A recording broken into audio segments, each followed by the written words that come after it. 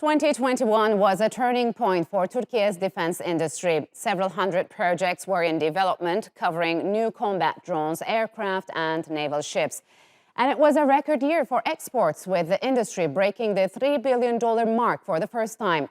But Turkiye's journey from being a country almost entirely reliant on imports for defense to a global exporter hasn't been easy.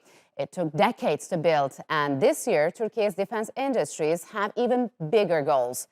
Let's take a look at this report.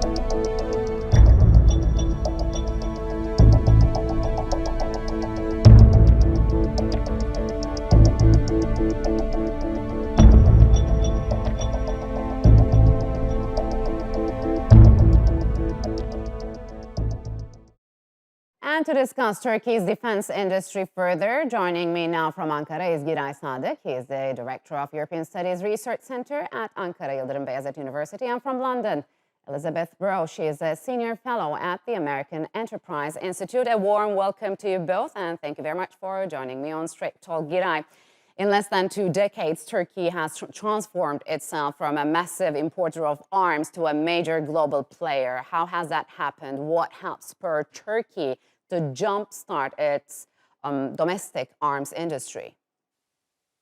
Well, actually, the embargoes, including by some allies, actually emboldened Turkey's national defense procurement and indigenous production.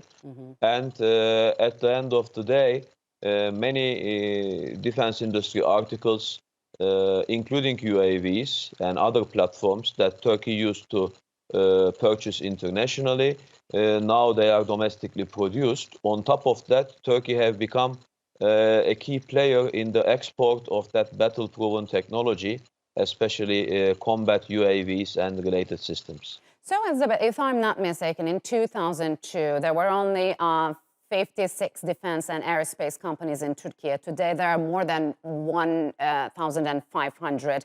Where does Turkey stand when it's compared to other big players like the US, China, and Israel, or even France? Is there a long way to go to reach their level, and what are the main challenges?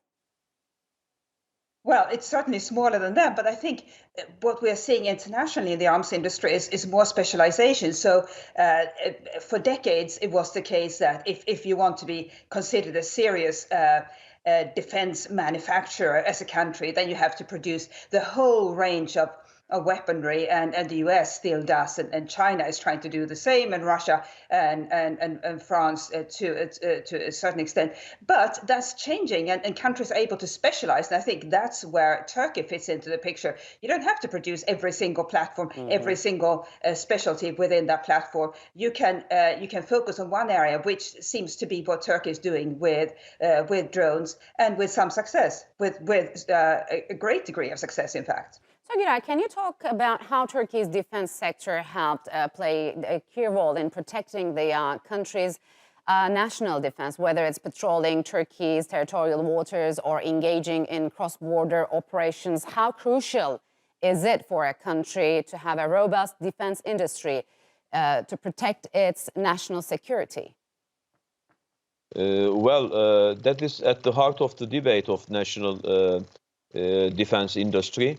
We know that especially with counter-terrorism operations, which require also the use of drones for armed surveillance and reconnaissance. Therefore, producing those is essential for counter-terrorism, for maritime security and patrolling, and also fighting with irregular migration, terrorism, different sort of hybrid threats. Also in foreign policy that can be used as a force multiplier when you see theaters from Caucasus to the Middle East to Eastern Mediterranean that require Turkish engagement, either directly using those platforms or providing them in times of need to key allies and partners. Most recently, we see with Ukraine, with new agreements also with our president's visit, and previously with Azerbaijan and other countries. Yeah, it's also kind of tricky to strike some sort of a balance between the countries whose interests are colliding in some ways. So, Elisabeth, Turkey's defense industry saw revenues of $10 billion and exports reached $3.2 billion.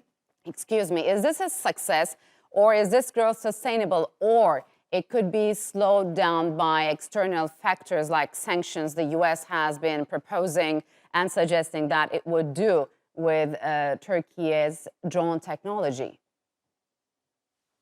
Well, of course, growth is always faster if you start at a low level, and then if you get a high-digit growth, it's hard to sustain that for over many years. So I don't think anybody would expect continued explosive growth. But another factor that I think should be brought into consideration when it comes to Turkey's defense sector and its growth is the availability of highly skilled workers, both on the engineering side and on the production side.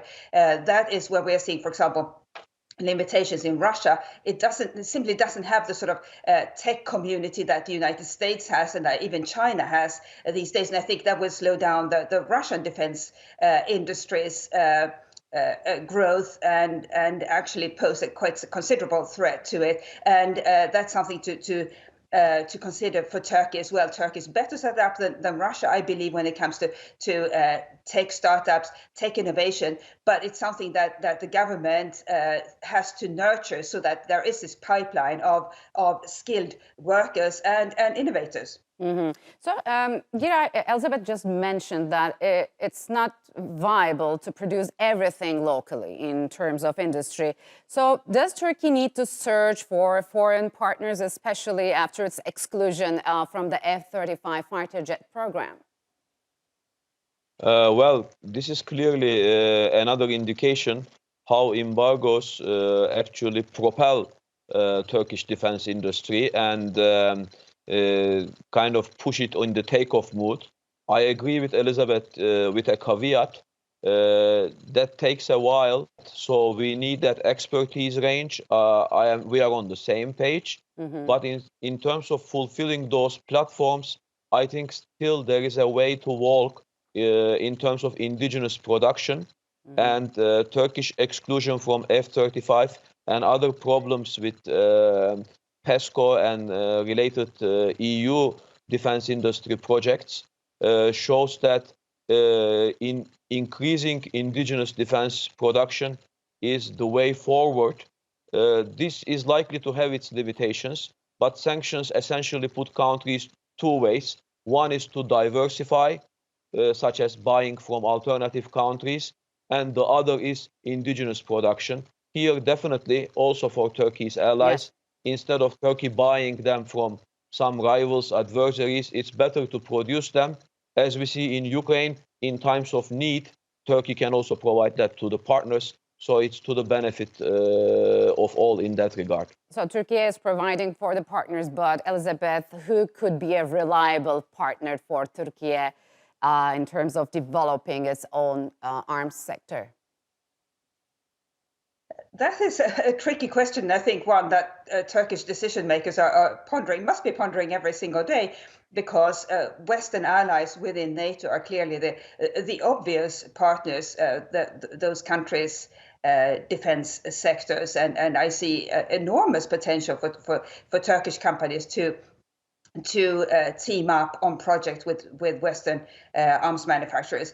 Politically, however, that could be challenging, especially if sanctions continue and it's not considered, Western arms manufacturers consider it a bit risky to team up with Turkish companies. So there is a sort of the technical side and the political side. So I think what we may see, and some countries may not like it, but what we may see is Turkey teaming up with or Turkish companies teaming up with companies outside NATO to produce not necessarily platforms, but other equipment below the level of platform, which is obviously a major piece of equipment. All right, Elisabeth and Giray. Unfortunately, we are out of time. Thank you very much for joining me on Straight Talk.